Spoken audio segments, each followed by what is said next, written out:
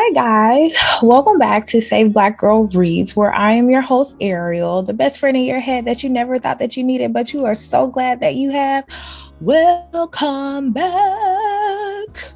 And this week we are kicking off a new book. So I hope you guys are so excited because I am excited enough for the both of us, honey. Let me tell you, because in this new book installment, as you saw from the last post, because you know we're keeping up and we're doing the things, but you know that we are starting Marriage Be Hard by Kevin and Melissa Fredericks, and we are doing the intro to chapter 3. And I know you know that because you went and watched the last video. But I'm so excited. I already have like a lot of things that I want to kind of get into with you guys. So without further ado, we're going to get started. So this book is an accrual of, as they titled it, 12 conversations. And basically how it is formatted is that in both that it is written in both voices of Kevin and Melissa, and they actually break it down for you to know who's speaking and when. Out of the gate, I have to say that this book is already hilarious. I feel like and I did say that I was going to get the audiobook to listen to it as well. It is more hilarious to listen to it on the audiobook than to read it, but it's still quite hilarious whether you read it or whether you listen to it. I've been doing both interchangeably. I will say that it is more hilarious to listen to it. So if you are an audiobook fan, this book type of listening to is for you, especially if you are one who likes to listen and cackle as you listen. So there is that, but I think that it's a good read either way because, as you guys know, I like paper. Paper is really good for me, and I like to be able to see the words that I'm listening to or what have you. So we're gonna get into it. Quick side note: do y'all check me out? Can y'all see me with these cute, adorable pigtails? Let me tell you what I thought of myself when I saw myself on camera and I had the whole things done. Cleopatra coming at you. Cleopatra coming at you. Y'all remember that group, that little, I can't even remember. I feel like they're from the UK or what have you, across the pond somewhere, because they had those little British accents. But essentially it was 3 dark-skinned girls wearing braids, and some of them would wear the braids like this with the little pigtails on it, and they would just be singing. I don't know. Maybe if I find a clip, I'll insert it here.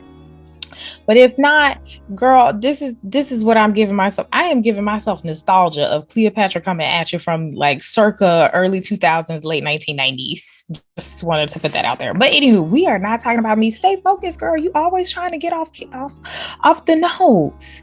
Stay focused. But anywho, again, so we're talking about the book Marriage Be Hard, and going into the introduction, I don't know if you are one who likes to do the introduction or not, but I am. So that's what we're going to discuss, and that's what we're also going to talk about.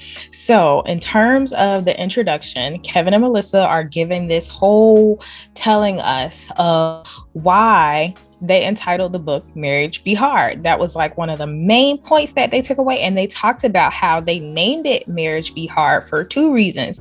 One, because marriage takes serious work and people need the support to do it. And 2, they felt like they didn't get that support when they first got married all those years ago. So they actually dove a little bit deep into it for it to be the introduction, but they actually talked about how they got terrible anecdotes from the church of things to do when you're married. Like, it's better to marry than to burn, which kind of rushes kids into getting married without necessarily knowing the context of that scripture. And then they also got things like Melissa talks about how she got just lay there and be nice in terms of advice of a wife to a husband when your husband wants sex on a regular basis, or he approaches you about sex. It's not supposed to be enjoyable for the woman, but for the sake of your marriage and for your husband, you are to lay there and be nice. And I was like, ooh, that is not accurate, just based off of science alone. But I digress, girl. I digress. Okay, so they also talked about how in church, there's not a lot of individuals who are giving the truth about, look where I am right now. I am struggling. The Lord is doing a work in me, and it is a perfect work, and it is going to be perfect once he finishes. A lot of times we as churchy kids, because I identify as churchy kids, as you guys already know, but they talked about how, like, when you are raised in that environment, a lot of times it's a look where God brought us from, not look at what we're dealing with now and how we're overcoming. So they actually talks about that. And so the gist of the intro that I really got from it, that I really thought was really good, was that this book is pretty much like a love letter to themselves, that they would have wished that they had gotten of the support that they didn't get. So that was pretty much, like, I felt like they, obviously they give the examples, they give their stories within all of these chapters. I'm not diving deep into the stories because, again, spaceship level, high level overview is what we do. We take a couple of the main things and then we move on. We chit chat and we kiki about that, and then we move on, sis. And if you want all of the rest of the details and the tea, you got to go in and you got to read the chapters for yourself. Amen and amen. Hallelujah. So going from the intro to chapter 1, which is expectations be hard, I was like, this is like, listen, they are coming out of the gate sprinting, is what I have to tell you, because, and they actually, they're very strategic in how they line up these things. But I just wanted to say, like, that is strategic. It's strategic. If you didn't know, now you know it is strategic. But essentially, the main point was that growing up churchy, how they talked about how growing up churchy can actually have you expecting a fairy tale type of marriage. And I thought that that was absolutely wonderful that they actually came out and said it. And here's why. Because as someone who grew up churchy, let me tell you, and doing the things and listening to the rules and following the rules and stuff like that, a lot of times what was implied was that if you follow all the rules, you do the things, you get the fairy tale, right? And so essentially that's what they're addressing. They are addressing the fairy tale that you get from essentially that particular perspective. And that's how I related to it. And in chapter 1, the gist was that on page 3, they talked about a promise that you follow the rules, you'll get everything you wanted and more. And that's exactly what they talked about. And they actually dove in a little bit more and a little bit deeper of what the rules were. Obviously, you're not supposed to have sex before marriage. But in the space of don't do it, all of a sudden you're married and now you got to switch on this, you got to flip this switch and turn it on. And all of a sudden you got to be a lady in the streets and the freaking sheets. And like, Melissa actually addresses how she wasn't prepared for that. Like, and to immediately switch that on kind of gives you like an emotional whiplash kind of sort of thing. Because if you've been taught all these years, like, you shouldn't do that, and your worth and your value is tied up into your virginity, as Melissa actually highlights, you can't just flip a switch on and think that everything is okay. That's not how this works. That's not how this goes. All of a sudden you are Miss Jackson if you're nasty. What? When you've been taught to be like the prim proper, you can't even show shoulder, you can't even show clavicle, like out here we sinning at this level. What? And to go from that to somehow you got to flip this switch on, crazy. But she talked about that and how that's the messaging that she got. Meanwhile, Kevin actually talks about how he got a mixed message, if you will. So it was more so of like, you should, from Kevin's perspective of a man, he received the messaging that manhood is tied to your virginity. And so he talked about how he actually was relieved when he was able to actually tell people that he lost his virginity and he wasn't lying. So it's like, wait, everybody, press pause. Something is wrong with this messaging that we got going on, because we done told sis that she got to be a lady in the streets and a freak in the sheets, but prior to, you can't do none of that. You can't even think about being a freak in the sheets. You be wholesome and you don't let anybody come near your purity.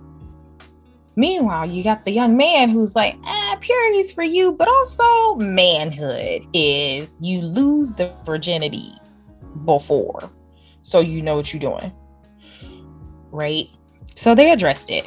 But then Melissa ends the chapter saying that happily ever after is a goal that you and your partner and your spouse should have to be intentional about together. You gotta do the things to be intentional together to get to the happily ever after, which was essentially their point. Their point was that, like, the expectations that they had taught the expectations that they were taught to expect, and the things that they were thinking that marriage should be, once they got from this like single club to the marriage club, because they talked about like how marriage was this exclusive type of club in the chapter and things of that nature, and how when you go from singleness to and dating into this club, like a whole lot of things change, because now you can go into the marriage enrichment classes, child, where you know some pastor and first lady are given the things and they're telling the tea, which you are not allowed to hear if you were part of the singles ministry, But I think that even in that space, what Melissa's point was that even in the space of going from these expectations of thinking that it is this exclusive club to be a part of the marriage team, a lot of the things that they were expecting from marriage was not that. And they actually realized that to get the things that they are expecting from marriage, they actually have to do the work. And I thought that was very pivotal that she would actually bring that up, and in a very pragmatic and realistic way. And I love how she did it, because kicking off with marriage is supposed to be this fairy tale and the happily ever after. The reality is, in order for marriage to be the happily ever after, you got to work for it. And that's the tea that don't nobody tell you. I'm just saying, bro. That's the stuff that we don't necessarily hear. In order to get to the happily ever after, child, somebody got to be out here doing some work. And that's the part of the fairy tales that we didn't see. We just saw them ride off into the sunset. We didn't see the work that they put in to keep the years going. All right, I digress. Moving on to chapter 2, communication be hard.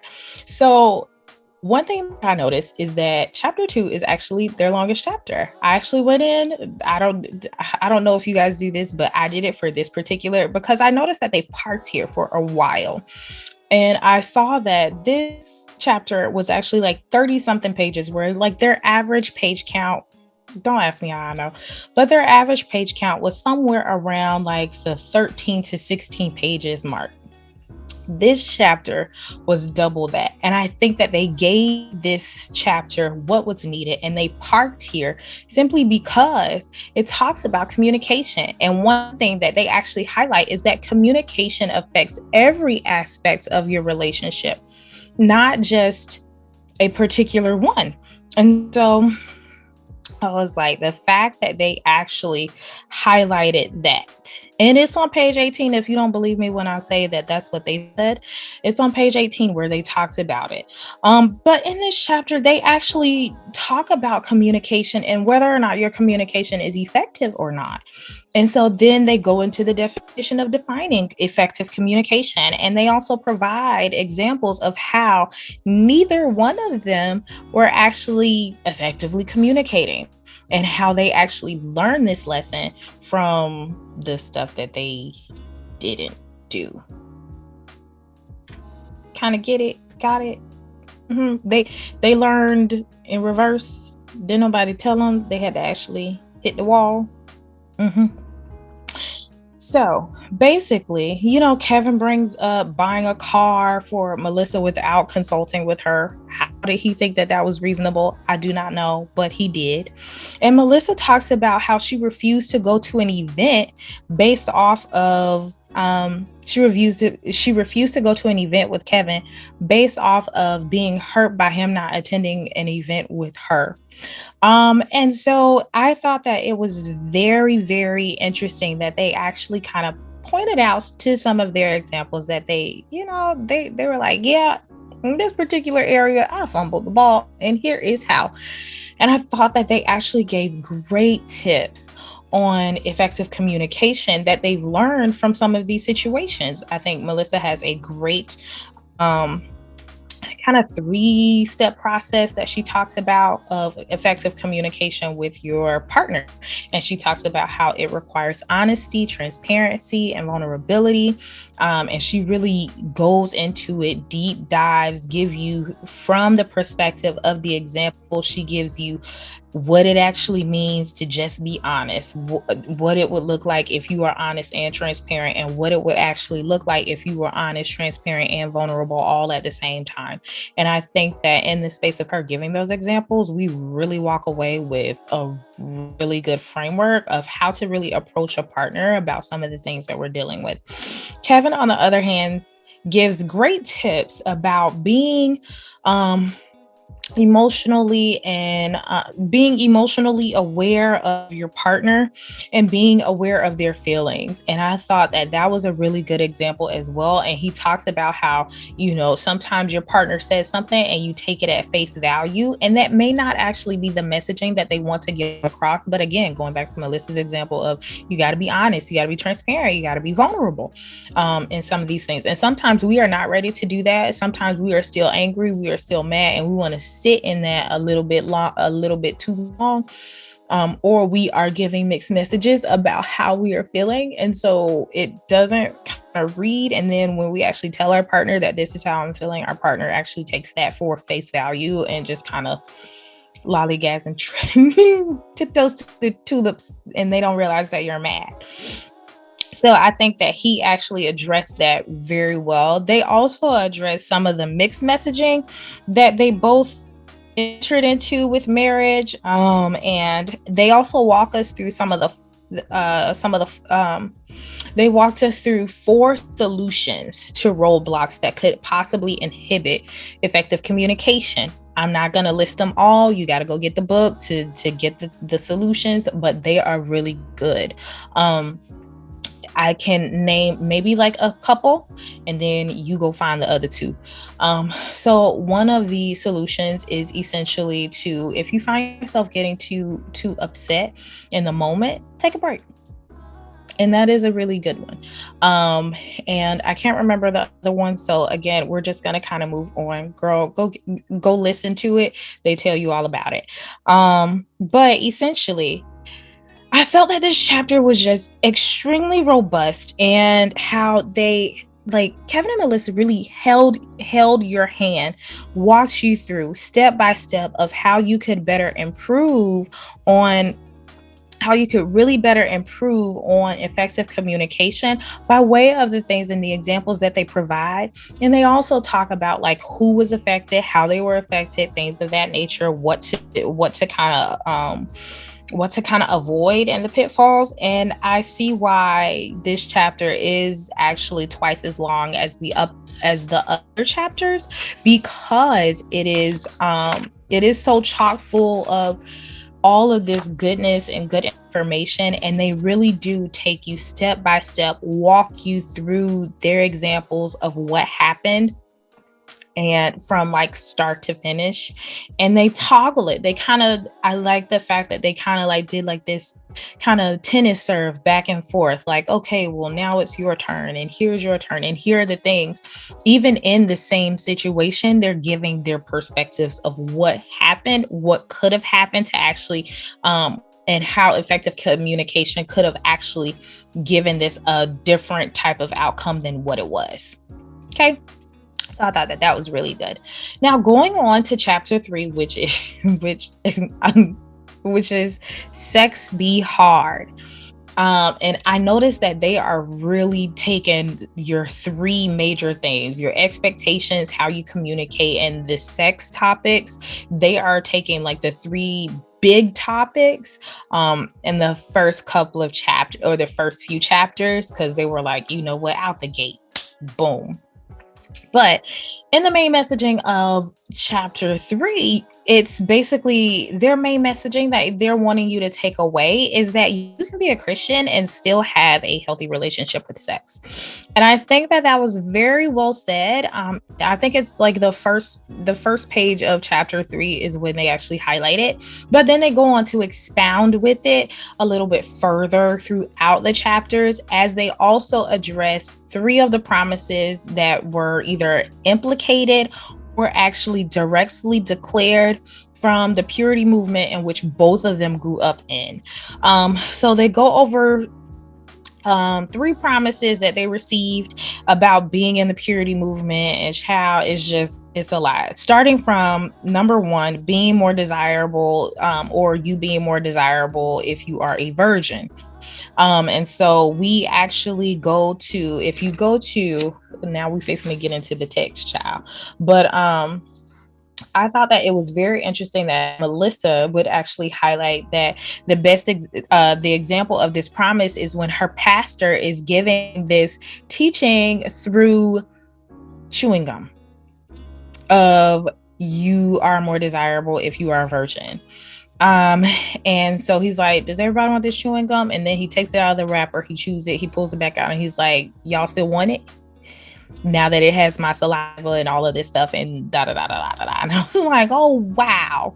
And then she also talks about, and that's on page 51 going into page 52. On page 53, she talks about how her first lady actually pulls all of the kids up onto the stage. They're doing a prayer about purity and everything like that. And the first lady says, Lord, if they're not doing right, or if they're not being pure, I pray that you reveal it. And Melissa actually details it and says that she talks about it, the revealing is through either pregnancy or an STD. I'm sorry. What? So there were so many different things, and Melissa actually did a great job of addressing this, of like, if you are, because they're basically having these conversations when they're teenagers, right? And her thing was like, if you were a person who actually had sex or had premarital sex, and you came in and you heard this type of conversation or topic, immediately you go into retroactive shame because you've already done the things. Right. And then it's also problematic because now it's like, well, if you're doing the things and you come up pregnant, see, I knew God was going to expose you. Like, wow. Just Melissa addresses the shame, and I think she does a fantastic job of doing it because, coming in on the purity movement as well. It wasn't heavy during the initial time of me being a teenager, but I was coming in on the tail end of like the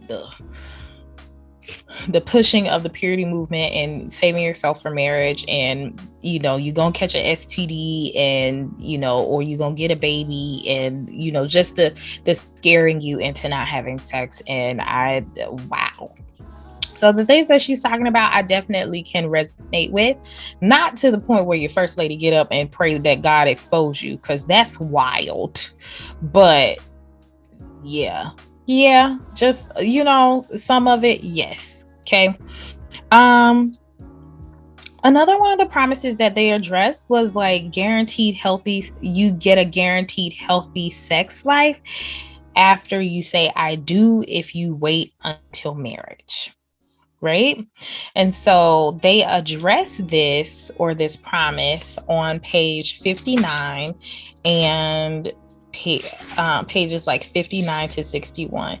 Kevin actually says, Kevin addresses this by saying that parents and other people in authority think that by avoiding conversations with sex, kids aren't doing it. But by avoiding the conversation. It teaches us to be embarrassed and uncomfortable about the subject of sex. And so his point is that, like, you have to be willing to have these conversations. You can't just guarantee that it's going to be a healthy sex life and no one's having the conversation about it. And he's actually talking about how the only conversation that he had with any of his parents was with his mom, and it was a 3-line conversation, and where he's coming home from college. Like, she sent him out into the world and he's not even prepared. She hasn't had any conversation with him up to this point, and the conversation that she has is, "Are you a virgin?" He says no, and she says, "You're nasty." Like, wow. Just wow. But then on page 61, Melissa also addresses this, that she says the best sex comes from first knowing yourself and then revealing yourself. Your sex life, your pleasure, your orgasms are your responsibilities, not your partner's. Yes, your spouse can help, but the hard work of really getting to know yourself has to be done on your own. This is not going to happen in the act of having sex. It's going to happen by you getting to know yourself. That last part I added, but still, you kind of get the gist. So they are really addressing the fact that they did not have any types of conversations around the healthiness of what you should know about yourself going into a marriage, about what pleases you and what doesn't please you, and how that is your responsibility. Melissa talks about how growing up in the purity movement and things of that nature, she just thought that her partner was supposed to know her body without her knowing her body. And you see how that's problematic. Can you see, sis? Can you see, bro, how that's problematic if you do grow up in that space of thinking that my partner should know, and just, they should know, and I shouldn't have to tell them. They should get to know me, and they should get to know me on their own without me knowing me. Just, it's wild, but also these are real situations, real lives that actually experience this. So you can't say that it's unbelievable, because there are people who actually think this way, and it's more relevant or more prevalent than what we would care to admit coming out of the body of Christ. Just saying. Because again, she talks about it. We talk about, look where the Lord has brought us from, but we don't necessarily say, well, where we were or how we currently are struggling. Just put that out there. Okay. And the last promise is that a fairy tale, you are promised a fairy tale marriage because you don't have multiple partners. Right. And I think that there was one thing that Kevin actually brought up, and I can't remember if I highlighted it or not, but here's the gist of what they were saying. I think it was Kevin who brought it up, but basically he was saying that you're not promised a good marriage just because you don't have multiple sex partners. There are a lot of people who they know, or that he knows, that indulged in premarital sex. He's not condoning it. He's just saying that it did happen. They did do the things. Maybe they were repentant, or maybe they were repentant. Maybe they weren't, but that they still had a really good marriage because they did the work for the marriage, not because it was just a fairy tale because they didn't have a bunch of partners. I don't know how you feel about that, sister, bro. I'm just saying that's what he said. Or assimilation, or, I'm paraphrasing, but still, you take that up with, and you chat amongst yourselves with your God, and you figure it out. Okay. But I loved this chapter because I felt like the Frederiks went over a lot of tips around having a healthier sexual dynamic with a partner, and they actually talked about some of the things that could actually benefit in that space as well, like understanding your partners, understanding yourself, your own self, like sexual brakes and accelerators, and also understanding your partners, and knowing that if it is a break for them, you don't push them, you give your partner the autonomy that is needed, and you kind of keep it going forward from there. Also, talking about knowing who is the more higher or lower desired individual in the relationship. Melissa actually brought it up of, she talked about how she is the lower desired individual, but also how she learned that you can be higher or lower desired and be a man or a woman. Right? So obviously understanding which partner is which. And they talked about utilizing what Melissa referred to as the stoplight method to discuss your comfortabilities and your boundaries around certain sexual activities that you would like to try, maybe don't want to try, or what have you. And actually having that discussion with your partner so you both are on the same page about how you guys want to come together in that space, and no one's looking confused about, oh, I thought you like this and they don't. And she was actually, and they also talk about knowing how your partner speaks intimacy, right? She says that she speaks intimacy by talking and through time. Kevin says he speaks intimacy by sex. So understanding that, how your partner speaks intimacy is also very helpful. And then, essentially they actually talked about how you can fall into a pitfall if you are in a space of thinking that your partner should know what your partner should know about you. And understanding that yes, you could be right. Your partner should know about it, but essentially, and I think it was Kevin who addressed it, you need to communicate this to your partner hundreds and hundreds and hundreds of times. Yes, it could be a situation where you have had the conversation, but repeat it just to make sure that you guys are on the same page, because it could help to avoid, going back to effective communication. It could help to avoid you being pissed off, feeling the need to be petty or whatever else have you, just by thinking of the things of like, my partner should know this. Yes, they probably should. No one's saying that they shouldn't. But at the same time, also just,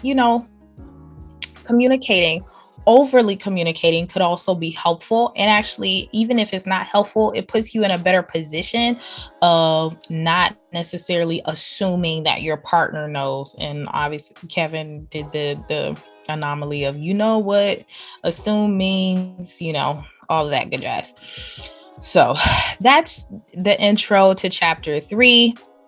Let me just give you my initial review of everything. I think the book is funny. I think it's written very well. I think it's written in the familiarity of how they would do the Love Hour podcast. Essentially, you hear Melissa saying the things, you hear Kevin saying the things. Kevin is there for like a fun time and a funny time. Melissa is there also, to laugh at the shenanigans, but also to give a lot more of the seriousness. They both come with very poignant points concerning this because they've actually lived it. So I thought that was actually something to really take away from. I appreciated their courage in listing how they felt about their initial teaching from church, and how and specifically the purity movement within church, and how that has actually affected how they went into their expectations of marriage, how they went into marriage, and the things that they've had to unlearn to relearn. And I loved how they advise us from their lessons learned. And they do it in such a relatable and pragmatic way. Like, you can take these tips, 3 tips on how to, really kind of go in and talk to your partner. 4 tips or 4 solutions of, fighting fair, communicating effectively, things of that nature. And how I like how they do this thing at the end of every chapter called the relationship check-in, where they actually give you self-reflective questions, or questions that force you to be self-reflective, and then put you in a place to actually have the conversation with your partner. So here's what I will say about the relationship check-in, though. I think it's really good to actually participate in it, whether you are single or married, or just not at all. Just whoever you are, whether you are a saint or an ain't, I think it would be a pivotal moment to actually participate in this. And here is why. because the questions that they ask are self-reflective in general and kind of give you a gist of getting to know yourself and being able to put yourself on paper and really say the things, because their questions are first and foremost self-reflective. The second part is that if you do have a partner, you can go and actually share these things with your partner or share these findings that you have.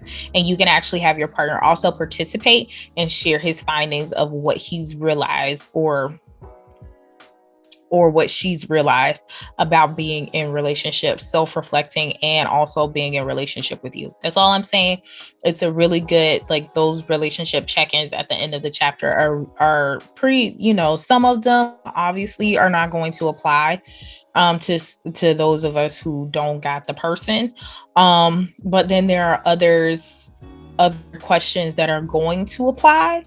And you can actually answer those questions. That's all I'm saying. It is a nice read, and it does cause for self-reflection from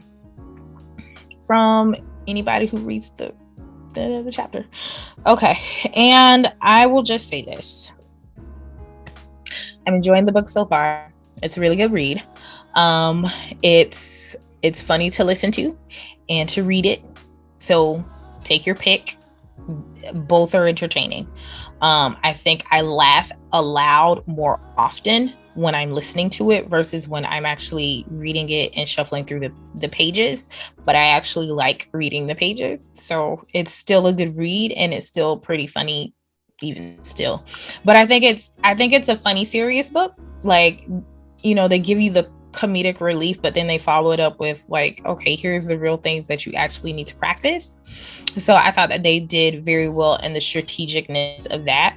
And I will say that I'm really excited to see how things will unfold next week when we actually go over chapters 4, 5, and 6, where they are addressing I want to say jealousy, gender roles, or marital roles. They didn't call it gender roles, they call it marital roles. So jealousy, marital roles, and fidelity. So that's going to be interesting to actually have the conversations about. It's been a really good read so far. I've already started having conversations with people about the book. And so I'm just going to go ahead and say, sister, bro, go ahead, get the book. It's a really good read. And it's a really good listen.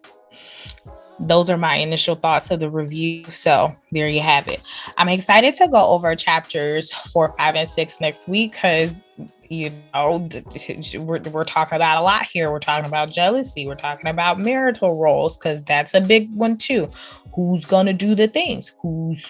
Are you staying home or are you going to work? Who's taking the trash out? Who's doing the dishes? Who's cooking? Who's cleaning? Who's doing the laundry? So I think that that's going to be very interesting. And obviously the fidelity piece. Don't be out here with your shenanigans. Okay? Y'all do right. It's better to just tell somebody that you don't want to be with them, or you want to go and explore your options, as opposed to sitting with somebody talking about, I don't want to hurt their feelings, and ultimately you hurt their feelings by being infidelities. Just saying. Just putting that out there. You gotta follow it if you don't want to. I'm just giving a little bit of, thought process. Maybe just think that through. I didn't want to tell them because I didn't want to hurt their feelings, but then you ultimately hurt their feelings. Just saying. All right.